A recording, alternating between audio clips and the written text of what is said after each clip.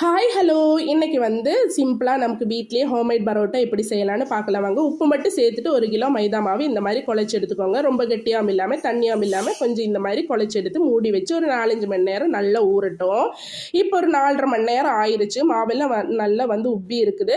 இப்போ வந்து நம்ம வந்து எடுத்து உருண்டை பிடிச்சிக்கலாம். இந்த மாதிரி எடுத்துட்டு நல்லா வந்து மாவை குழச்சிட்டு இப்போ வந்து கையிலேயே வந்து இந்த மாதிரி நெய்ஸாக வந்துட்டு உருண்டை பிடிச்சி எடுத்துக்கலாம். எல்லாத்தையும் இப்போ வந்து உருண்டை பிடிச்சி எடுத்துக்கிறேன். 1 கிலோ மாவில் வந்து நமக்கு வந்து ஒரு 15 பரோட்டா வந்து கிடச்சிச்சுங்க. ரொம்ப சிம்பிளாக இருக்குன்னு நினைக்காதீங்க. கொஞ்சம் கஷ்டமான வேலை தான் இருந்தாலுமே ரொம்ப ஹெல்த்தியாக நமக்கு சாப்பிட்ணுன்னா பசங்களுக்கு கொடுக்கணுன்னா இந்த மாதிரி செஞ்சு கொடுங்க. ரொம்ப நல்லாயிருக்கும். வீட்லேயே செய்கிறதுனால நல்லானெல்லாம் நினச்சிக்காதீங்க. ரொம்ப டேஸ்டியாக இருக்கும். மைதா மாவு போட்டு தான் இப்போ வந்து பரோட்டாவை இப்போ நான் வந்து தேய்ச்சிட்ருக்கேன். நல்ல மெலீஸாக வந்து தேய்ச்சி எடுத்துக்கோங்க. இந்த ஹோட்டல்லாம் வந்து எண்ணெய் தேய்ச்சிட்டு அவங்க வந்து தேய்ச்செடுப்பாங்க. ஆனால் நான் வந்து ஹோம்மேடில் செய்யணும், சீக்கிரமாக செய்யணும், நமக்கு வந்து ரொம்ப கஷ்டம் இல்லாமல் செய்யணுங்க காட்டிக்கு தான் இந்த மாதிரி நாங்கள் வந்து ஃபாலோ பண்ணுறோம். ரொம்ப டேஸ்ட்டாக இருக்குங்க. அதுக்கப்புறம் 2 பக்கம் வந்து எண்ணெயை தேய்ச்சிட்டு இந்த மாதிரி 2 கையும் பிடிச்சிட்டு இந்த மாதிரி அடிச்சு எடுத்துக்கோங்க. ரொம்ப சிம்பிள் தாங்க இது. ஆனால் இது வந்து ரொம்ப கஷ்டம் இல்லை இந்த மாதிரி செய்யறதுக்கு தெரியலன்னு சொன்னால் இன்னொரு மெத்தட் நான் உங்களுக்கு சொல்லித்தரேன். இந்த மாதிரி சுற்றி எடுத்துட்டு சாரி ப்ளீட் மாதிரி மடிச்சுட்டு இப்போ வந்து ரோல் பண்ணி எடுத்தால் ரொம்ப சூப்பராக இப்போ வந்து பரோட்டாக்கு வந்து இப்போ வந்து சுற்றி எடுத்தாச்சு.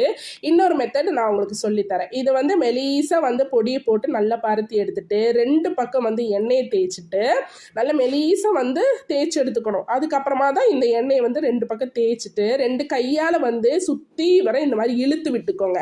அப்போ வந்து இந்த மைதா மாவு இது பரோட்டா வந்து ரொம்ப மெலீஸாக வந்து வந்துடும்.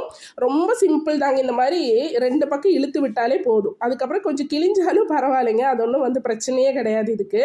அதுக்கப்புறமா இந்த மாதிரி சாரி ப்ளீட் எடுக்கிற மாதிரி எடுத்துட்டு சுற்றி வச்சிங்கன்னா ரொம்ப சூப்பரான பரோட்டா இங்கே வந்து ஆல்மோஸ்ட் ரெடி ஆயிடுச்சு. இதுக்கப்புறம் இனி வந்து இது வந்து தேய்ச்சிட்டு அதுக்கப்புறமா தோசைக்கல்லில் போட வேண்டியதான். அதுக்கப்புறமா அந்த சுற்றி வச்சதை வந்து இப்போ அம்மா வந்து தேய்ச்சிட்டு இருக்காங்க. இந்த வர போகாமல் இந்த மாதிரி கொஞ்சம் அழுத்தாமல் இந்த மாதிரி தேய்ச்சி எடுத்துக்கோங்க. தேய்ச்சி எடுத்துட்டு இந்த மாதிரி ரோல் பண்ணுன்னு தான் அம்மா இப்போ வந்து தேய்ச்சி எடுத்துட்டு இருக்காங்க. ரொம்ப சிம்பிளாக வந்து செஞ்சு முடிச்சிடலாம்.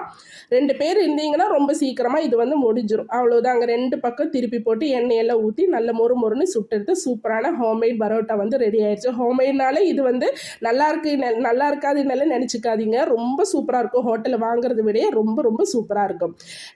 உங்களுக்கு கேரளா ஃபுட்டும் பிடிச்சிருந்தா என்னோட சேனலை கண்டிப்பாக சப்ஸ்கிரைப் பண்ணி வச்சுக்கோங்க. அதுக்கப்புறம் பரோட்டாவில் சுட்டு முடிச்சாச்சு. உங்களுக்கு எல்லாருக்கும் பிடிச்சிருந்தா என்னோட சேனலை சப்ஸ்கிரைப் பண்ணி லைக் பண்ணி ஷேர் பண்ணி சப்போர்ட் பண்ணுங்க. பாய்.